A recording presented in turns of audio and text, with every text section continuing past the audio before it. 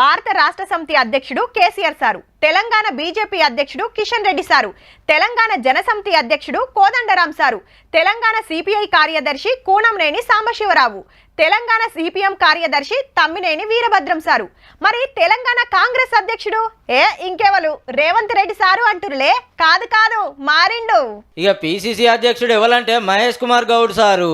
తెలంగాణలో కాంగ్రెస్ పార్టీని నడిపే జిమ్మెదారి ఈసారికే ఎత్తింది హైకమాండ్. ఇప్పటిదాకా రేవంత్ రెడ్డి సారు ఉండే వర్కింగ్ ప్రెసిడెంట్ కి వెళ్ళి ప్రెసిడెంట్ అయిండు. ఇక పార్టీ పవర్ లోకి రాగానే ఎమ్మెల్సీ అయిండు. ఇప్పుడు పార్టీకే అధ్యక్షుడు అవుతుండు. సీఎం పదవిలో రెడ్డి లీడర్, చిన్న సీఎం పదవిలో దళిత లీడర్ ఉన్నాడు కాబట్టి పిసిసి ప్రెసిడెంట్ పదవి బీసీ లీడర్ కి ఇచ్చిండ్రు అన్నట్టు. మహేష్ కుమార్ సార్ది నిజామాబాద్ జిల్లా.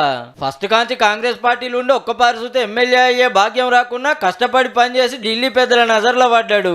సీనియర్లు జూనియర్లు కొత్తోళ్ళు పాతోళ్ళు అనే ఫరక్ లేకుండా అందరితోటి మంచిగా మెదులుతాడనే పేరుంది కాబట్టి ఈ పదవి కోసం చాలా మంది లీడర్లు పోటీకి వచ్చిన మహేష్ సార్కే జై కొట్టింది హైకమాండ్.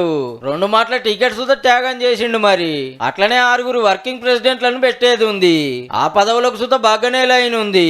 కొన్ని కార్పొరేషన్ పదవులు కూడా పంచేది ఉంది. ఇవన్నీ ఒక ఎత్తు అయితే కొత్త మంత్రులను తీసుకున్నాడు ఒక ఎత్తు. ఇప్పుడు 12 మందే ఉన్నారు. ఇంకో 6 ఛాన్స్ ఉంది. ఎవరికి ఇవ్వాలనేది చానొద్దుల కాంచే పెండింగ్ ఉండే. ఇప్పుడు పిసిసి అధ్యక్షుడిని ఓకే చేసిండ్రు కాబట్టి తతిమ్మ పోస్టులు సుధా జప్పునే నింపుతుండొచ్చురు.